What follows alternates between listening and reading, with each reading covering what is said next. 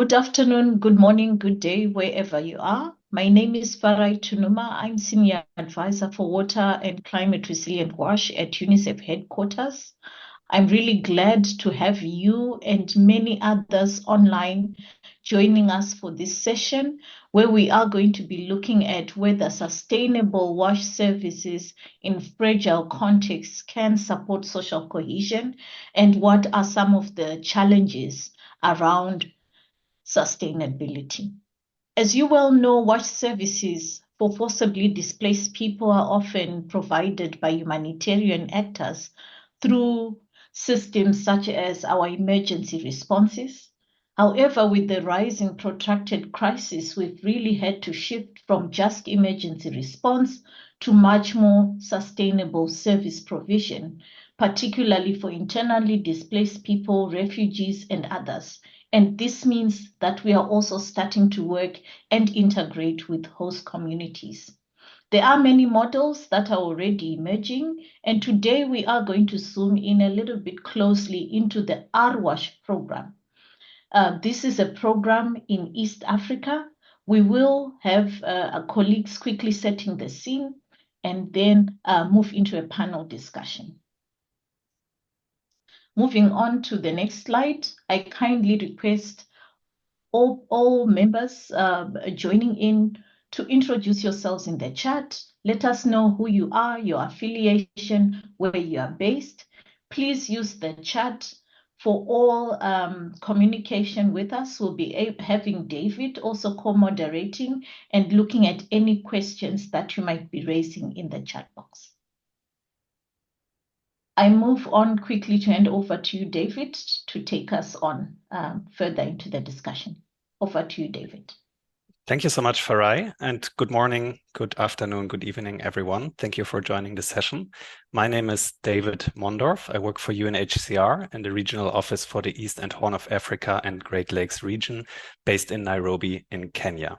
And while you are introducing yourselves in the chat, allow me to set the scene with a few slides. I'm sure all of you are aware of this year's World Water Week theme, Bridging Borders, Water for a Peaceful and Sustainable Future. And we want to discuss and unpack a lot of the topics which are associated to this theme during today's session. Here you can see some highlights. We will talk about fragile contexts, forced displacement, which includes refugees and internally displaced persons, conflict sensitivity, long-term resilience and climate change impacts, and most importantly, financial sustainability for water systems in fragile contexts, which is essential to ensure social cohesion and peace. I want to set the scene a bit with the fact that worldwide, we can see that climate-related hazards, such as droughts, floods, or extreme heat, overlap in many cases with conflicts and therefore with forced displacement. An example for this intersection of climate change, conflict, and displacement is the East and Horn of Africa region, currently hosting the largest displacement crisis in the world in Sudan. And I want to highlight that children, among the most vulnerable people, are dramatically overrepresented in this displacement crisis. In Africa, in fact, 57% of all refugees are children. Zooming in a bit on the numbers in East Africa, you can see that the numbers of refugees and asylum seekers, as well as IDPs, which stands for internally displaced people, has really skyrocketed in the past decades since around 2005, as you can see in the graph. If we would add the year 2024 here, which was not covered in the graph, we can see that the numbers are really increasing even higher. We talk now about a total number of 26.5 million forcibly displaced people in the East Africa region alone, which is more than twice the population of Sweden. So how do we classically react to these challenges around the conflict climate displacement nexus? Traditionally, there are two systems, the humanitarian system on the one hand and the development system on the other hand. And this is, of course, a huge simplification, but I just wanted to use it to explain a bit the ideas and concepts we will discuss in this session. Both systems traditionally have limitations and also strength, of course, but they are operated by different actors and on different timelines and not always speak to each other. There are challenges which exist oftentimes with regards to ownership and lack of sustainability. There are delays due to the fragility of the contexts and unforeseen events. And there's always a high cost uncertainty involved in WASH-related projects in those areas. Based on existing experience from Gambella, which one of the speakers will talk about a bit later, the Regional Water and Sanitation Program for Refugees, IDPs and Host Communities in East Africa, in short, RWASH, was designed, and it applies a number of innovative approaches. On the one hand, it's really an HDP nexus project. HDP stands for Humanitarian Development and Peace Nexus, combining both humanitarian in-camp support and longer-term infrastructure and utility development in one project. It is very flexible in terms of time. The longer-term and flexible implementation allows the discussion and endorsement of all project activities by all stakeholders, which promotes ownership and governments and communities by governments and communities and increases sustainability. And it is flexible in terms of the budget because it has an open pipeline approach, which allows to react to uncertainty of prices.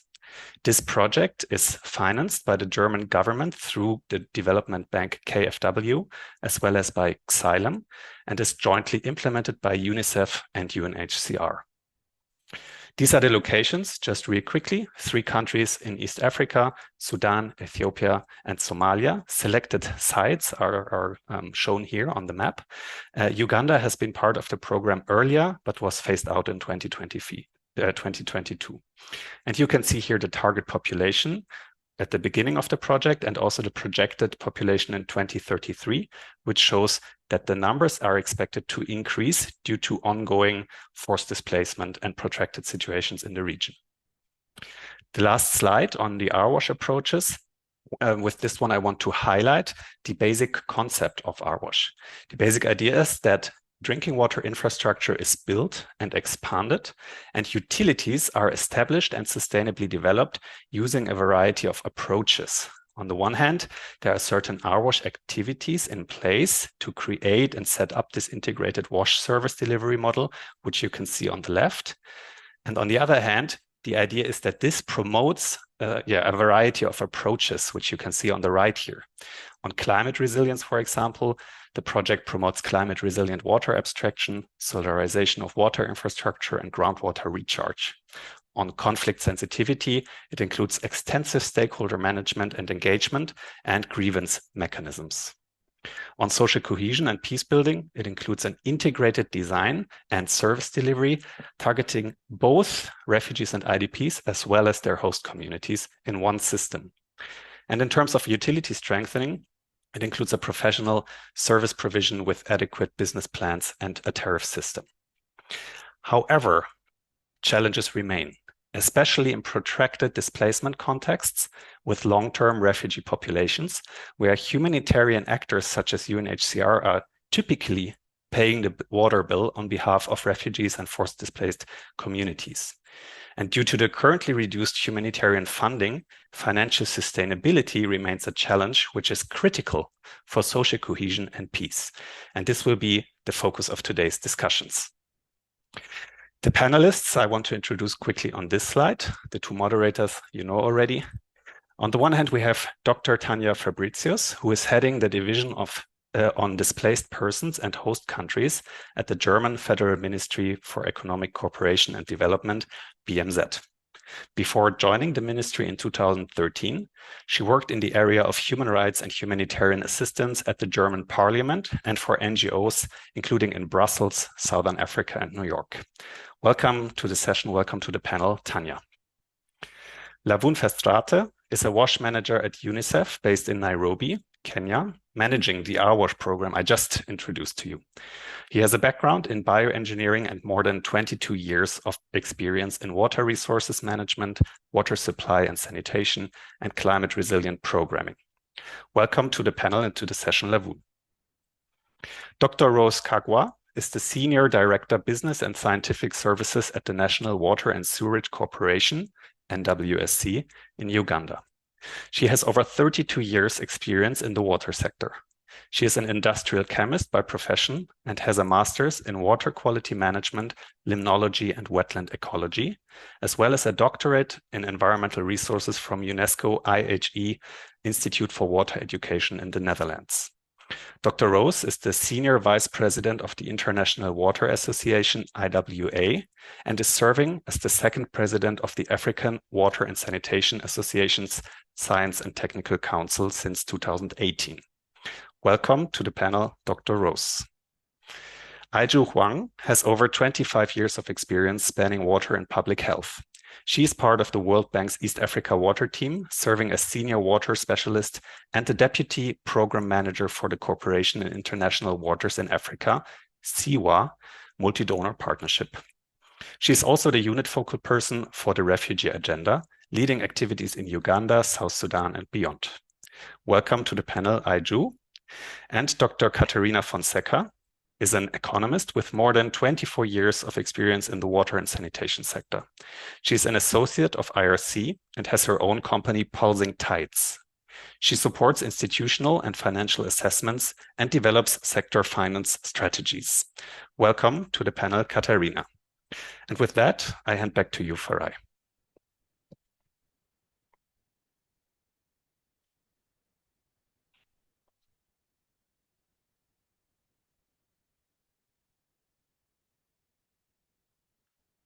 Thank you very much, David, for introducing our very esteemed panel. Without taking too much time, we move over to our first panelist, Tanya. Tanya, the RWASH program is supported by Germany, and we do see Germany supporting similar work within the Horn and in other parts of the world as well. Why is Germany investing in WASH systems, particularly in fragile contexts? Over to you, Tanya. Thank you very much, Farai. I hope one can hear me well. And thanks to you and David for the overview and the introduction. I'm very happy for having the opportunity of being on this panel. The panel, from my point of view, shows already that we all work together well. The host countries, Rose, it's a complete pleasure that you're with us on this panel. Donors, IFIs, think tanks, and the UN family. That is great. 3 points answering your question, Farai. First, as the fourth largest refugee recipient country in the world, Germany experiences every day how important social cohesion is in our own country. And this is in a wealthy country with very good WASH services established. Thus, Germany invests in sustainable WASH services in fragile contexts, since we believe it is key for social cohesion and peace. Peace on a local, a regional, and at the end of the day, also on a global level. This is also why Germany created the flexible instrument special initiative on displaced persons and host countries that some of you know very well, which is also called Partnership for Prospects in 2014 already, which is also a budget line. Via the special initiative, we always support at the same time displaced persons and host communities, making sure that social cohesion and peace can be restored or supported. Second of all, we as Germany believe in the operationalization of the humanitarian development peace nexus, thereby ending dependency on humanitarian aid as soon as that is possible, as you, David, pointed out already. This is from our point of view in the interest of refugees and displaced persons, since during all my visits and conversations with refugees and displaced persons, they call for assistance to achieve self-reliance as a key aspect to their own dignity. The vast majority of refugees and displaced persons do not want to be a burden on their hosts and also don't want to be recipients of humanitarian aid.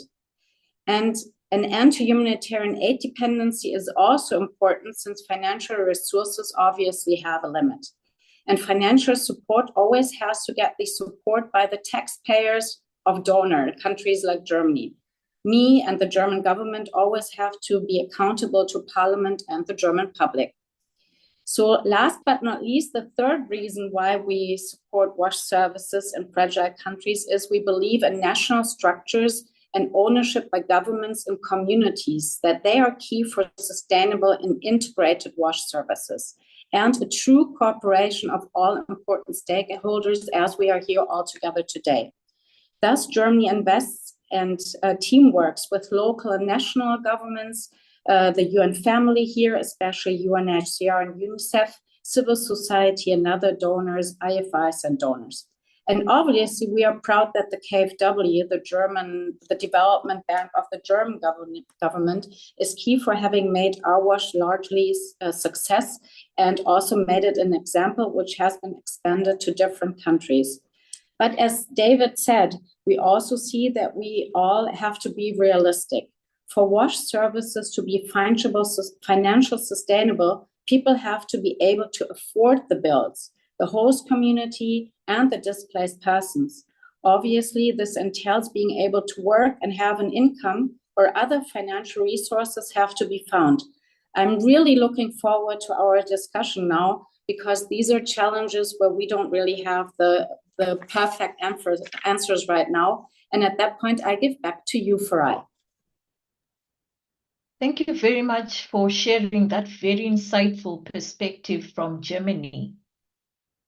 It is really great to see how that solidarity is also coming through as you work in other parts of the world. We move very quickly to hear from you, Lavun. Lavun, you work closer to the programs. You've been implementing this project in Ethiopia. What can we learn from the ARWASH experience, particularly on the transitioning from emergency water supply to permanent utility managed water systems? Tell us more, Lavun. Thank you, Farai, and thank you. I mean, it's really great privilege to be part of this discussion. So I have a small presentation, and I would particularly like to talk about a recent study we did on Itang, which is one of the ARWASH sites. And we did this study in collaboration with IRC WASH. So and David already talked a bit about Gambella, and Gambella is a region in Western Ethiopia hosting about 400,000 refugees now, and from South Sudan. So the displaced community is as large as a host community in the region. Now, UNICEF, I would specifically like to talk about the case of the Itang system and the transition from a multi-sectoral emergency response in 2014 to the current situation where public utility service water system has been established, which serves 235,000 refugees in 3 camps and another 25,000 host beneficiaries in 2 host communities. So I had the privilege, in fact, to be part of this program since 2019 as an urban WASH manager in Ethiopia. So we've learned a lot, and we've seen a lot. So the situation, we're talking about a very fragile and poor community. So Gambella is a poor region with very little resources. The refugees that come from South Sudan are typically from a different ethnic group than the host community, which leads to a lot of tension and also active conflict. But yeah, so I think the provision of a common water system has really showed an integrated water service delivery has shown to be a mitigating factor for conflict. Okay, so to go into the study, so we looked at the service levels, the evolution of the service levels throughout the transition in terms of water produced, quality, etc., but also at the life cycle cost of the water produced.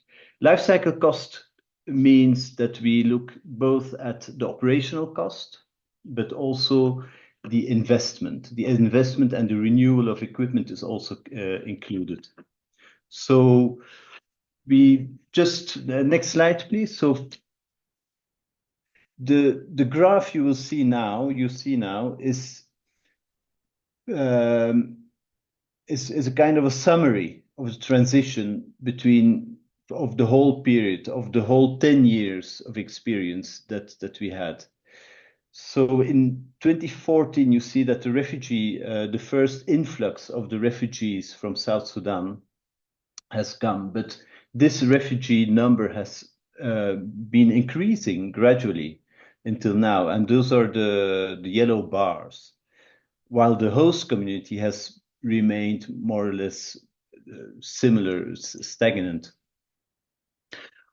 What is also very interesting to see is how the cost has been reduced. The cost of water production, as I explained earlier, the life cycle cost went from more than $10 per cubic meter and dropped by mere 92%, while the service levels or the production per capita per day has increased.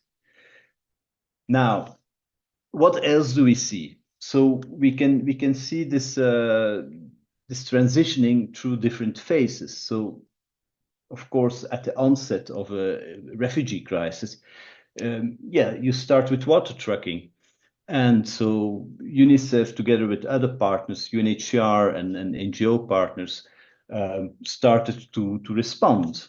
But quickly, you see that this water trucking is incredibly expensive. So what do?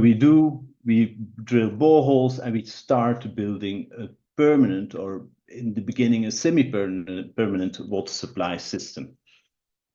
And then just by shifting from water trucking to the pipe system, we see the cost of water production dropping sevenfold. The following action is we have been setting up a utility. So the utility has legally been established in 2017. And of course, this is a longer process because the utility initially didn't have staff. So, and now it's a fully fledged water utility, which provides water and has a staffing of more than 60 people with the operation and maintenance department, HR, commercial, financial department. And this is where we saw another significant cost reduction by shifting from the more traditional NGO managed water service delivery within camps to a utility managed water service provision. And then finally, since 2020, we've been going through system optimization, which looks at improving the pumps, but also importantly, solarization. Solarization, at least partly solarization of the power system, which has additionally contributed to a significant cost reduction, but also to de-risking. I mean, the fact that previously the system was dependent on fuel quite a lot, on fuel import, and whenever there's insecurity, the fuel would not come, and then it really leads. We've seen this leading to active conflict. So I'm coming to the end of my presentation, but next slide, please. So the key achievements we see, apart from the significant cost reduction in production of water, we also see this transitioning to this utility managed model, water service delivery model. We see a huge contribution to social cohesion. And this goes hand in hand with better service levels. Of course, you need an enabling environment and a commitment of the government, but we can talk about this later on.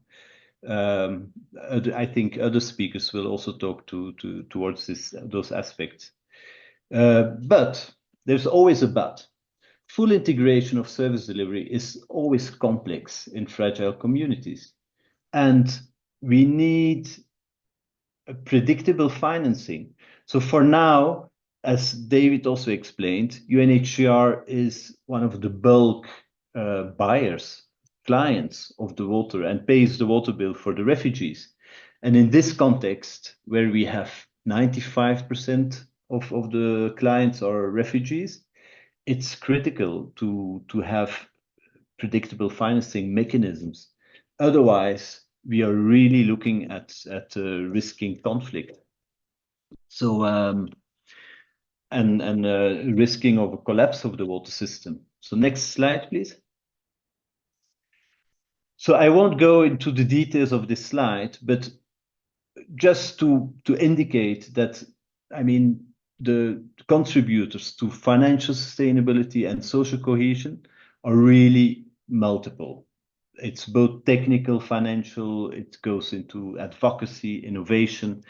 So yeah, I think I also wanted to share the link to a recent study that we did and of which I talked now. But thank you very much, and over to you, Farai. Thank you very much, Lavun. I think it's quite impressive. We are talking here of a water supply system looking at over 250,000 people in population in terms of the population supplied. And of course, this amazing reduction in cost per capita over that period. This is really excellent. We move on to our next panelist. I am calling on Dr. Rose to come through and talk about her experience with water utilities and also serving similar populations. Dr. Rose, can water utilities actually serve areas with this high share of refugees and still operate sustainably without subsidies? What is your take on this very important question? Over to you, Rose. Thank you very much, and greetings to all. When we look at water utilities generally, and I tend to look at them as utilities that are serving customers, we know that we are being pushed to operate in a financially and commercially viable basis. Utilities are being pushed to move towards break-even status, to be able to handle their operational costs, and to move towards posting a surplus, to make them have the ability to have some investments done. The global trend, at least within Africa, is to try and reduce our dependency on borrowing, on loans, on grants, to become more sustainable.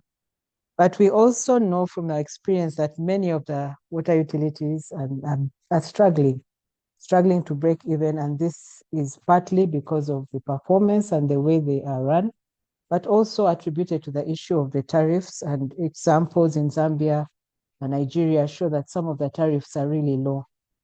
Again, even where we have better tariffs, these tariffs are not full cost recovery.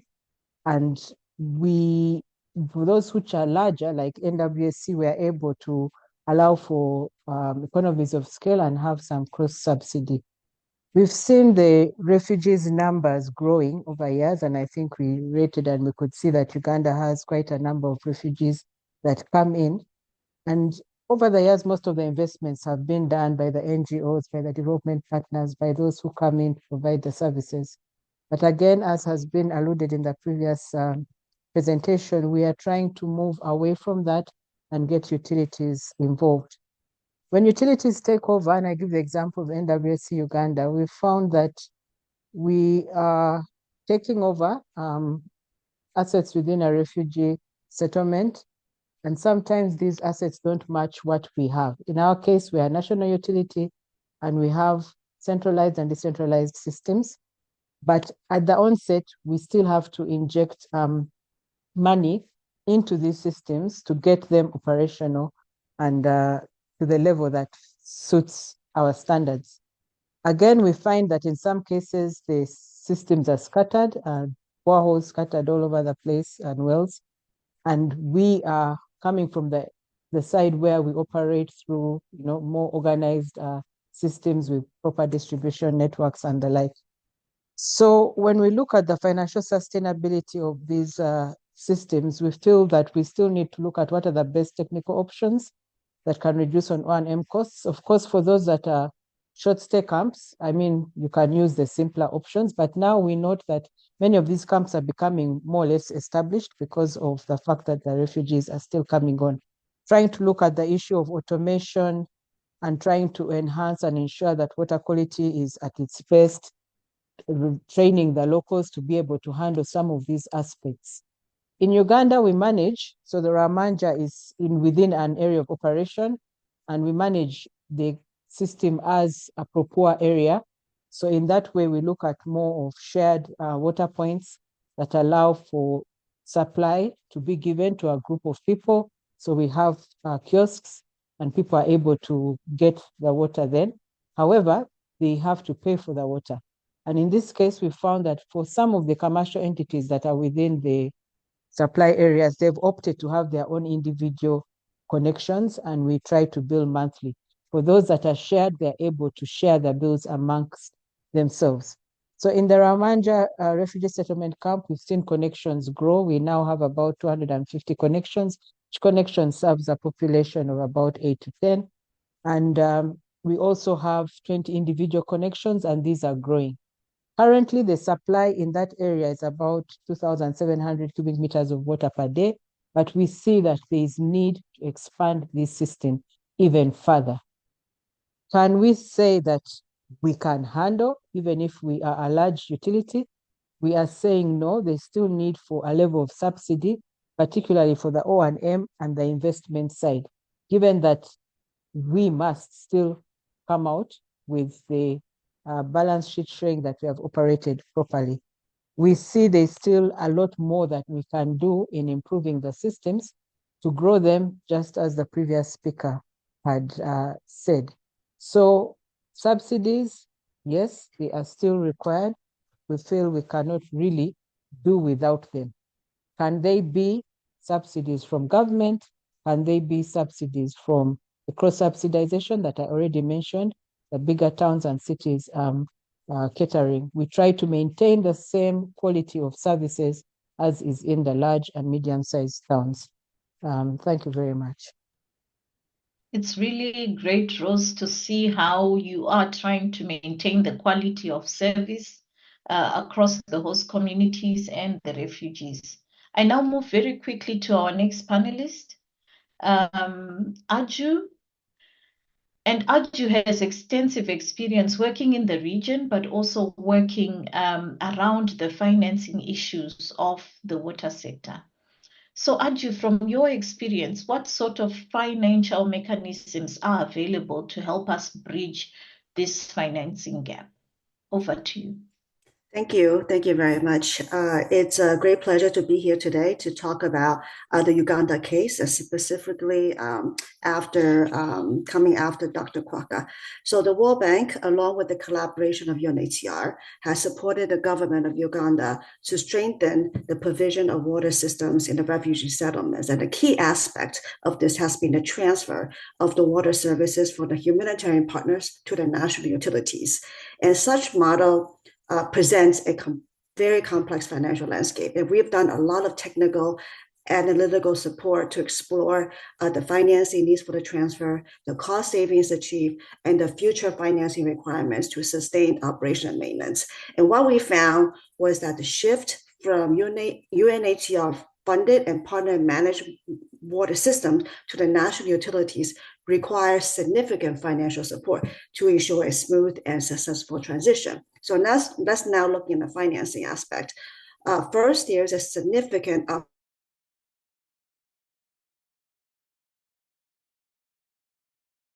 transferring over them to the national utilities. This is because most of the systems in the refugee settlements were implemented very, very quickly, emergency context, and they are not compatible and non-compliant to the national design or quality standards. So they needed to be upgraded before they can be transferred. And our study estimated the cost of the upgrade was around about $300,000 per system on average. Some system goes up higher and some system is lower. And at the moment, there's about 200 plus refugees water systems in Uganda, and that total to about $60 million just for the upgrade alone. Now, there's also a cost in terms of the transition period. This involves the period where both UNHCR and the utility must operate at the same time. And so far, the donors have been footing the cost of the system transfer. So there is a significant, still a financing gap. And by the time our study ended in 2023, together with UNHCR, we were able to mobilize about $57 million from other development partners to support the system transfer. So of course, after the system transfer, we also need to take into account of the operation maintenance costs. And national utility, like Dr. Kwaka mentioned, requires substantial financial support to cover the operation maintenance costs, because at the moment they are not enough to cover by the user fees. So O&M costs vary significantly depending on the technology and the size and location of the systems. So in one instance, for example, in the Abanki district, we found the costs can range Uganda shilling 1,600 to Uganda shilling 4,000 per cubic meter of the water produced. And of course, Dr. Kwaka can also talk more to that based on the national water experience. So to address these costs, a number of financing mechanisms were integrated into this transfer strategy, which included one, the introduction of the user fees. So user fee for water services were introduced in refugee settlements, and which aim to make services more sustainable and reduce reliance on donor funding. And reuser fee have been a key source of revenue for these operations. However, I want to emphasize vulnerability level and affordability equity consideration must be considered. So next, using subsidy to defray the cost of pressure. National utilities which lack the resources to fully recover operational costs in the settlements, especially with the prevalence of the subsidized public standpipes, which are actually charged at the port tariff rate. So continue operational subsidies from the government and development partners are necessary to bridge this financing gap. So lastly, the continued support from the development partners. International development partners continue to play a vital role in providing the financial assistance for infrastructure development, upgrades, capacity building, and user fee subsidies. And at the World Bank side, we have concession loans, projects, and grants to the government for infrastructure development, as well as budget support to the government allocating to the refugee settlements for these purposes. Now, so we're looking at the long term. There's a real concern for sustainability. The donor funding, for example, for refugee settlement is shrinking, creating an enormous funding gap that needs to be addressed. And this shrinking budgets for refugees assistance is also due to the competing global crises and humanitarian aid. And this is really a real issue, since financial support from partners is essential to cover these operation and maintenance costs and to ensure the long-term sustainability of the water services. And there's also the financing constraint on the government side. The Uganda government facing growing fiscal constraints due to the rapid growing populations, limited tax revenues, and also declining budget support from the donors. And there's also the shifting priorities of the donors as well.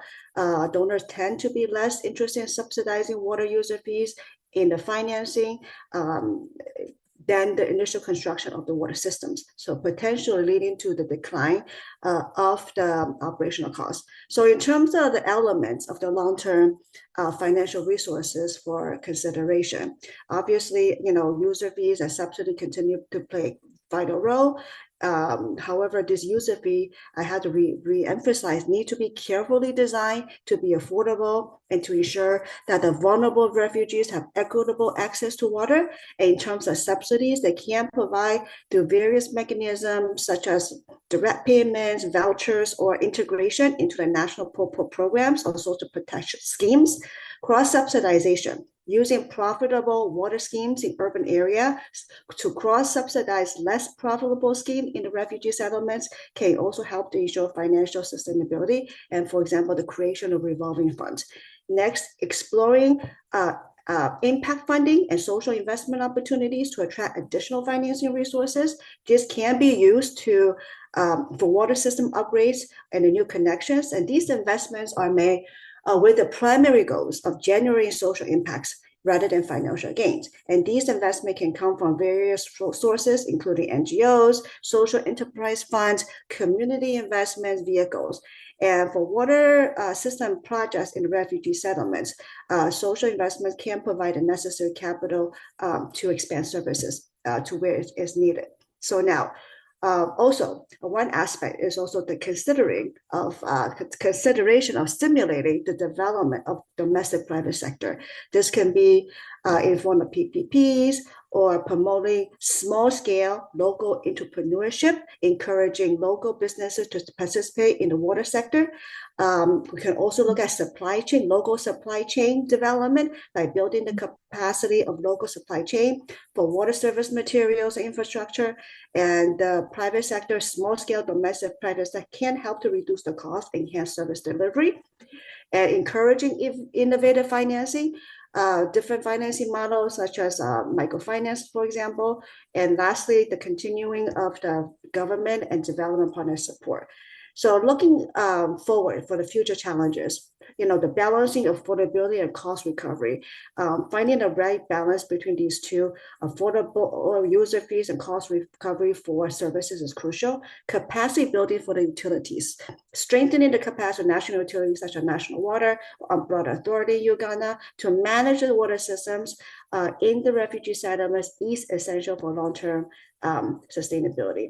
And next, addressing social equity inclusion, assuring that all of the refugees, especially a vulnerable group, have equitable access. And this is critical for social considerations.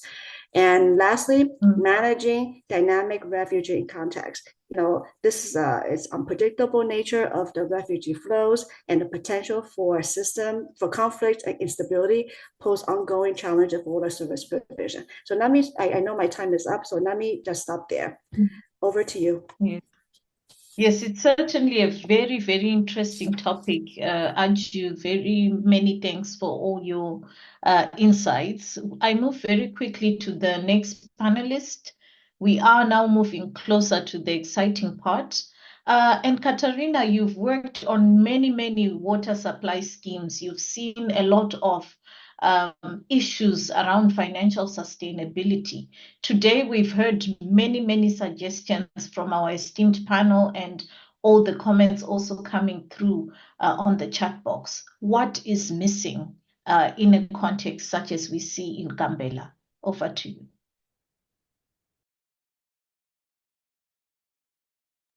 Thank you, Farai, and thank you, colleagues, for having me. What is missing, or what we have not talked about here, because we did talk about these issues in the prep call.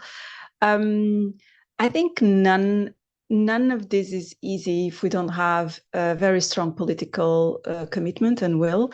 And in this case, it's not only to ensure the financial sustainability of the services providers, but in these cases, the aim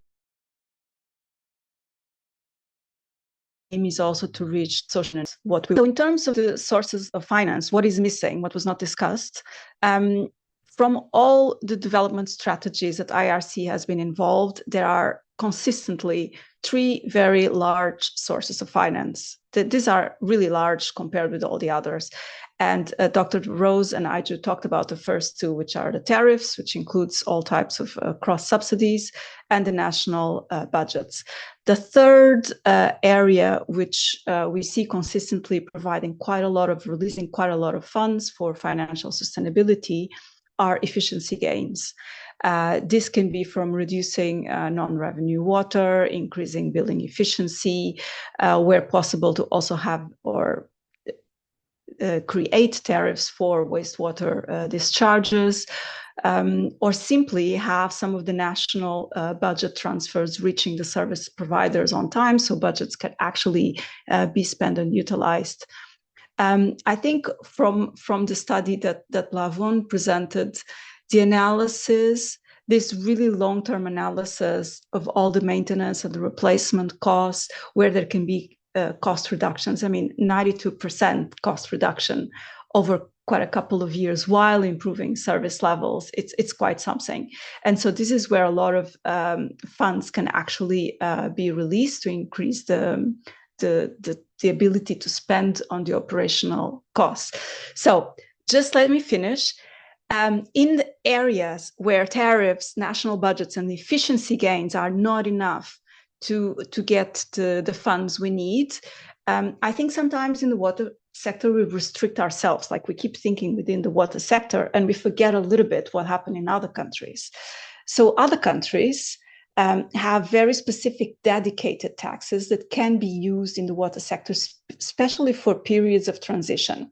This is used. It was used and is still being used in rural areas in Europe, is used by countries that host a lot of refugees like Germany. It has been done in a lot of South Asian countries. It's used in a lot of South Asia countries for reaching universal access.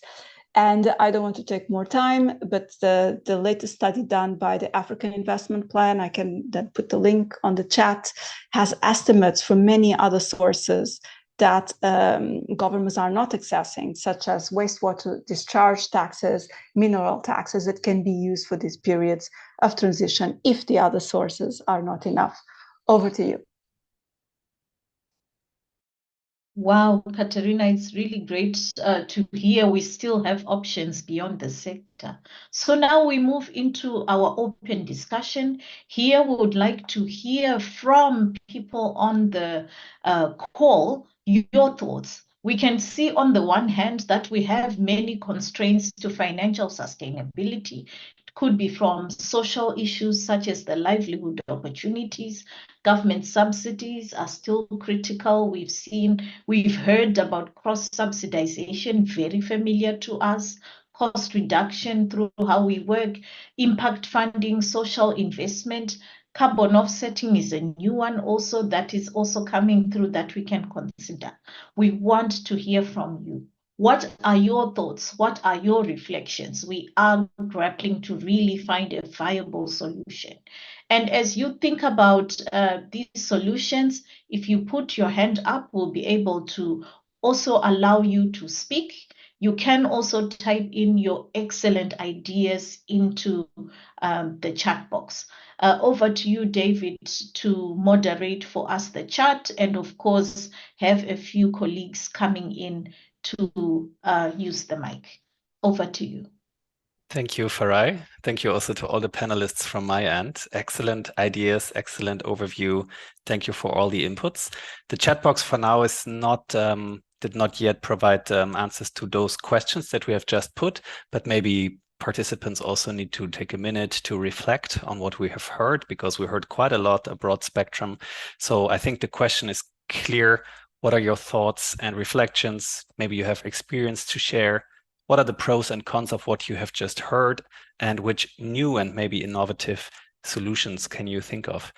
Feel free to post also your views in the chat. No need to come in, but if you like to come in, that's of course great. Then we can also allow you to share your video and your audio, and you can just contribute to the discussion. I cannot see any hand up at this point. So colleagues, feel free, or participants, feel free to raise your hand if you want to share something.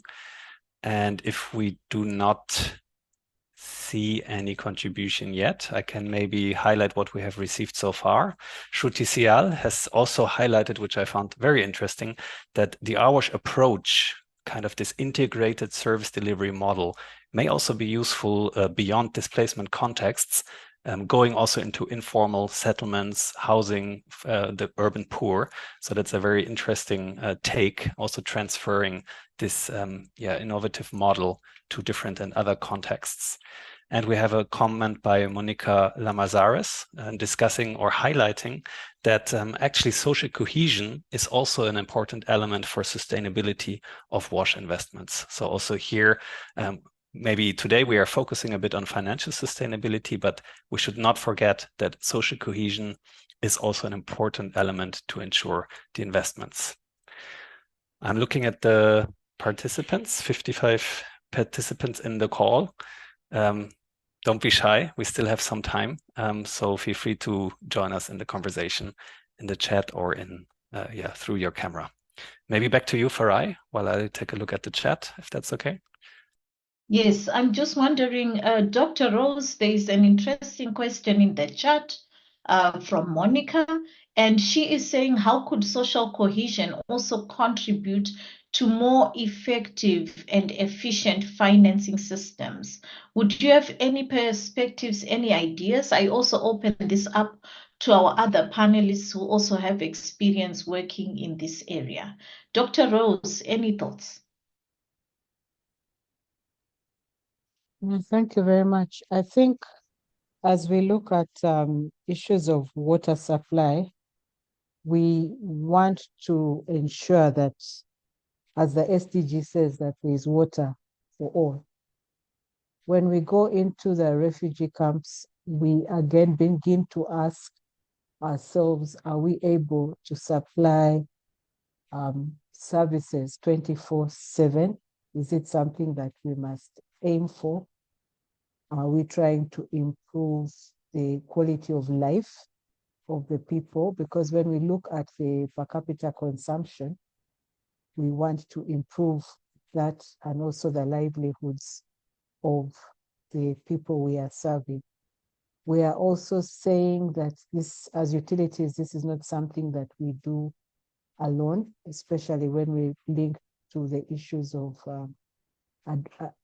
approaching this as a poor service. We are stressing that the quality of delivery of service should be the same, irrespective of whether you're in a large city or whether you're in camp settlement. And so we as typical utility providers may not fully understand some of these things, and we are working together with the NGOs and the CBOs and also development partners to see that we improve this. When we look at other ways of improving the services, we are trying as hard as possible to reduce the issue of cost. And so some of the innovations that we have to make in order to bring that aspect out will entail moving away from some of the traditional ways of delivery of water, and also bringing in other aspects, especially that are related to the investment within these facilities, also trying to look at encouraging the private public, in our case we're public, so the private public participation within the camps. Those would be my first thoughts around that. Thank you. Excellent, excellent. It's really important, and we start to see how the livelihoods and the betterment of livelihoods does also then help to also give us the sustainability that we want to see on our wash systems. Aju, this is also something that you've worked with. If you'd like to come in, it would be great to hear your thoughts. Thank you so much, Farah. I'd like to come in just to supplement what Dr. Rose was highlighting and just bringing in the Uganda experience. What we've seen is a couple of years ago, I think 2 or 3 years ago, there was I'm actually very glad that Monica brought this the social cohesion aspect, and in particular in Uganda case, we must not forget, the vulnerability of the refugees. But also we need to take into consideration of the hosting community as well. So let me just bring in a little bit of the Uganda context. Several years ago, there was a violence broke out at one of the refugee camp, which is a Rhino refugee camp. And there was a severe conflict between the refugees and also the neighboring hosting community, the citizens of Ugandans. And this had to do with, it was on a water point. There was a conflict, there was a violence and broke out water point. And Uganda has been very welcoming. It has one of the most progressive refugee policy in the world, and is the largest refugee hosting country in Africa. And for about 30 plus years, refugees and the hosting community, they've been living peacefully side by side. But what we've seen is that increasingly there is a tension between the two groups, and predominantly around the northern, the upper West Nile district area. And this is because Upper West Nile district, these local citizens, host communities are the most economically depressed and parts of the country, and also they lack substantial lack of the services, including water supply, sanitation, and among other resources available to them. So then many of the humanitarian partners come in to the refugee settlements, to provide a lot of humanitarian assistance in the settlements. And many of the citizens felt that they've been left out. And anyway, so there is this attention that we have seen that has increased over the last few years. So from our side, we did a study on this, the World Bank, together UNHCR, and we've done a study how to build a greater social cohesion. And the outcome of that assessment is that we really do need all the humanitarian development partners. Many development partners really need to design packages that will benefit to both refugees and hosting communities, and that's what we're doing at the World Bank when we're providing these the project, when we're developing project, particularly for refugees. We are also making sure that the benefits also take into account of the hosting communities. So the grants that go in, we also are measuring to what extent our project impact are actually reaching the local community at a nearby hosting population next by the settlement camp. So I think this is something I want to just contribute. Thank you. Thank you very much, Arju, for that. We are drawing to a close of our webinar. And our session today, our discussion, it's really been a very insightful discussion. We, of course, start to see, even in this particular case, how water, sanitation can be drivers of peace and cohesion, but also where there are issues with cohesion, the sustainability of these very delicate services also then comes into play. I really would like to thank our very esteemed audience who has really sat through this interesting discussion. Please look at all the links and the guidelines that have been shared in the chat. You have seen the colleagues who are also online who can support. Let us know in the chat also what you think could be a top priority, your last word as our audience as we reach a close. Thank you very much for participating in this webinar. A big thank you to our wonderful panel and the organizing team for putting this together. Have a good day and all the best. Thank you. Bye-bye. Thank you. Bye-bye. Bye. Thank Bye. you. Thank you, everyone. Bye-bye. Thank you very much. Bye-bye. Bye-bye.